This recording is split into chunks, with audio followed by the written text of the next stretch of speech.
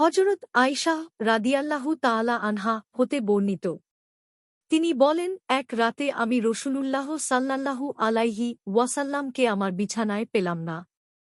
আমি তাকে খুঁজতে লাগলাম। খুঁজতে খুঁজতে আমার হাত রসূলের পায়ের উপর গিয়ে পড়ল। আমি দেখলাম তিনি সাল্লাল্লাহু আলাইহি ওয়াসাল্লাম নামাজরত। তাঁর পা দুটি খাড়া হয়ে আছে। তিনি সাল্লাল্লাহু আলাইহি ওয়াসাল্লাম বলছেন, আল্লাহুম্মা আউযু বিরিয়াকা মিন শাখাত্তিকা ওয়া বিমফাতিকা মিন উকুবাতিকা ওয়া আউযুবিকা মিনকা লা উহসি শানান আলাইকা আন্তা কামা আশনায়তা আলা নাফসিকা, অর্থাৎ, হে আল্লাহ, আমি তোমার সন্তুষ্টি অর্জনের মাধ্যমে তোমার অসন্তোষ ও গজব থেকে পানাহ চাই। তোমার ক্ষমার দ্বারা তোমার আযাব হতে মুক্তি চাই। তোমার কাছে তোমার রহমতের ওয়াসিলায় আশ্রয় চাই। আমি তোমার প্রশংসা করে শেষ করতে পারব না। তুমি তেমন যেমন তুমি নিজে তোমার প্রশংসা করেছ।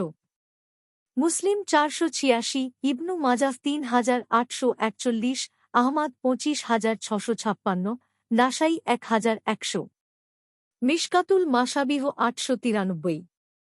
হাদিসের মান সহিহ।